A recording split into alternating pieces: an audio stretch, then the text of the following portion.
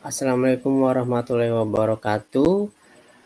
Selamat sore. Di sini saya Yusril Faruk Haidra dan Adam Nur Cahya ingin mempresentasikan tugas untuk UAS kami, yaitu berjudul data analisa. Di sini ada penyajian data dan analisa data berkala. Yang pertama itu apa itu penyajian data, bagaimana bentuk penyajian data, contoh penyajian data, apa itu analis data, dan bagaimana cara menganalisis data. Nah, di sini ada apa itu penyajian data. Penyajian data adalah proses mengorganisasi dan menyajikan data dalam format yang mudah dipahami dan dianalisis. Di sini yang kedua ada bagaimana bentuk penyajian datanya. Di sini ada dua, ada tabel dan grafik. Tabel adalah cara penyajian data dalam bentuk baris dan kolom. Tabel digunakan untuk menyajikan data yang bersifat numerik maupun kualitatif secara sistematis. Tabel sangat berguna untuk menunjukkan data dengan jelas dan memungkinkan perbandingan langsung antar berbagai kategori. Dan yang kedua di sini ada grafik, yaitu representasi data dalam bentuk visual yang memudahkan interpretasi hubungan dan pola dalam data. Grafik dapat menyampaikan informasi dengan cara yang lebih menarik dan mudah dipahami dibandingkan tabel. Nah, di sini ada contoh tabel. Di sini ada contoh dua tabel ya. Di sini yang pertama ini seperti tabel. Yang kedua di sini tabel ada beberapa kategori juga ya. Ada kategori di sini ada bulan, jumlah barang dagangan yang terjual seperti sarung atau baju koko. Yang kedua di sini nama barang dan jumlah buah, itu disebut kategori. Di sini ada contoh grafik juga. Di sini yang pertama ada grafik lingkaran. Yang kedua di sini ada grafik batangan. Analisis data berkala. Analisis data berkala juga dikenal sebagai time series analysis, adalah metode untuk menggambarkan dan mengukur perubahan atau perkembangan data selama periode waktu tertentu. Data berkala disusun berdasarkan urutan waktu seperti minggu, bulan, atau tahun. Bagaimana cara menganalisis data? Di sini yang pertama menentukan tujuan dan mengumpulkan data, dan yang kedua pembersihan data atau data cleaning. Yang ketiga eksplorasi data atau exploratory data analysis, atau bisa disingkat dengan EDA. Yang terakhir pelaporan dan presentasi. Contoh metode analisis data di sini ada dua, deret berkala dan matematika sederhana. Di sini ada gambar contoh gerakan tren jangka panjang atau tren sekuler. Di sini untuk tren jangka panjang ini contohnya seperti di atas 1 tahun, seperti 5 tahun atau 10 tahun ke depan. Di sini ada gerakan atau variasi sikli atau siklus. Di sini grafiknya ini bervariasi, jadi bisa naik atau turun, nanti naik lagi, seperti ke atas kemakmuran, lalu jatuh ke bawah depresi, dan ingin naik sudah ke tengah-tengah pemulihan, lalu mau ke bawah lagi resesi, dan seterusnya. Di sini ada gerakan variasi musiman. Nah, di sini untuk gerakan variasi musiman ini bisa dilihat di sini dari tahun ke tahun ini grafiknya selalu ke atas ya. Jadi setiap tahun itu meningkat, bisa juga menurun. Dan yang di sini yang di terakhir ini ada gerakan variasi random atau residu.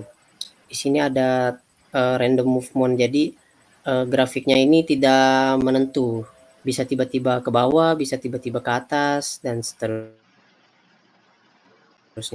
seperti yang ada di gambar. Untuk presentasi bisa dilanjutkan dengan teman saya Adam Nur Cahya. Oke, terima kasih untuk Yusril Faruk. Berikut ada studi kasus dari implementasi analisis data. Next. Dari latar belakang, kita ambil ini adalah Indonesia memiliki sumber daya biomasa yang melimpah sebagai energi terbuka.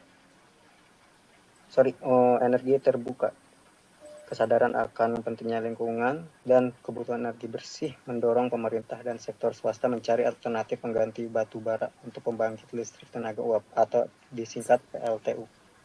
Salah satu alternatifnya adalah limbah biomasa. Dalam sebuah perusahaan di sektor pengolahan limbah biomasa telah bekerjasama dengan beberapa PLTU milik negara untuk memasok biomasa sebagai bahan bakar.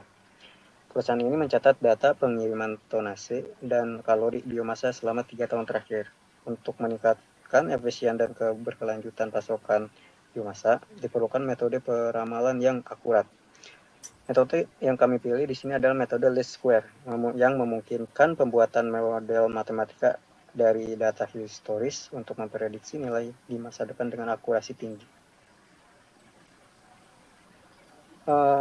Untuk permasalahan yang ada di sini, bagaimana mengaplikasikan metode least square untuk memprediksi tonase pengiriman dan hasil dari kalori biomasa ke PLTU pada tahun keempat.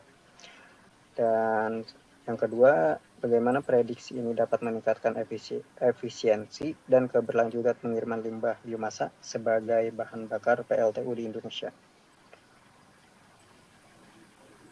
Untuk metode least square atau MLS, atau sering juga disebut analisis regresi, di mana di situ adalah menentukan secara matematis garis yang paling sesuai atau garis regresi linear melalui sekelompok titik. Berikut ada beberapa tahapan cara implementasinya. Tahap pertama, di sini kita akan mengumpulkan data. Pada tahun 2021, relasi ton atau Y ada pada 4.533 dan hasil kalorinya adalah 2.200. Pada tahun 2022, di situ ada relasi ton sebesar 17.778 dan hasil kalori di 2.346. Pada tahun 2023 ada relasi ton yang berjumlah 8.621 dan hasil kalorinya 2.938. Di sini kita akan menghitung berapa relasi dan hasil kalori pada tahun 2024. Untuk tahap kedua, di sini kita akan menghitung koefisiensi regensi. Untuk rumus yang kita gunakan di sini ada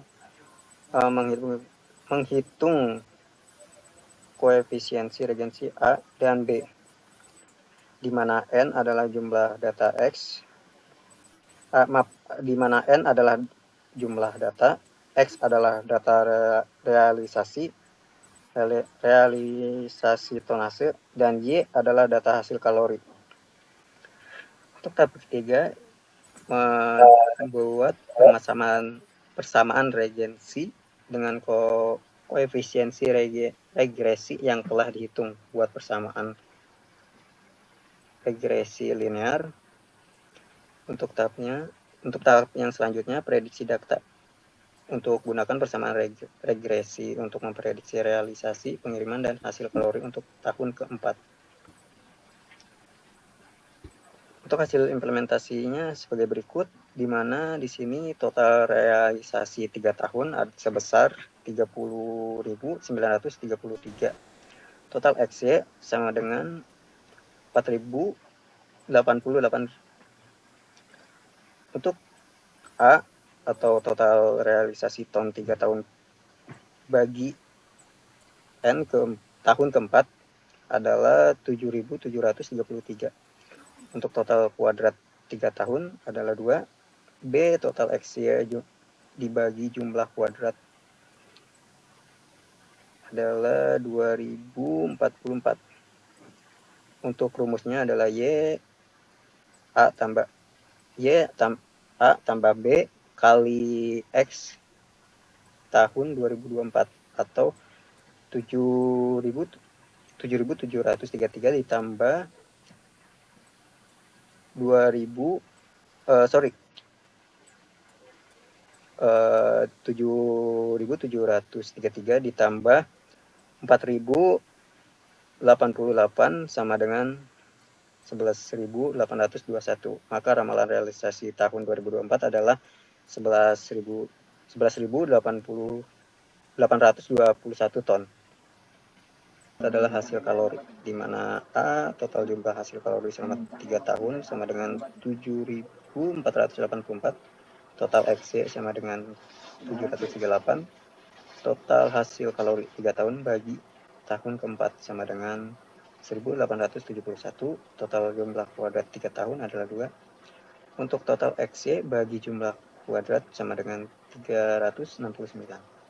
Untuk penghitungannya sendiri di sini Y sama dengan A tambah B kali X tahun 2004, atau di sini 7.733 ditambah 4.088 sama dengan 2.609. Maka ramalan kalori pada tahun 2024 adalah 2.609.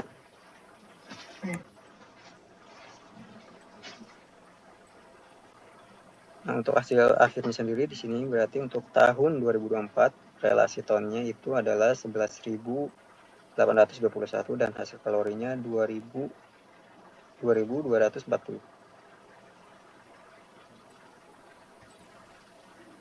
Berikut di sini adalah hasil akhir dengan bentuk penyajian grafik line chart, di mana untuk hasil kalori meningkat pada tahun terakhir, dan untuk target kalori sendiri dia rata sampai akhir tahun. Next. Untuk sekian presentasi dari kami, kurang lebihnya mohon maaf.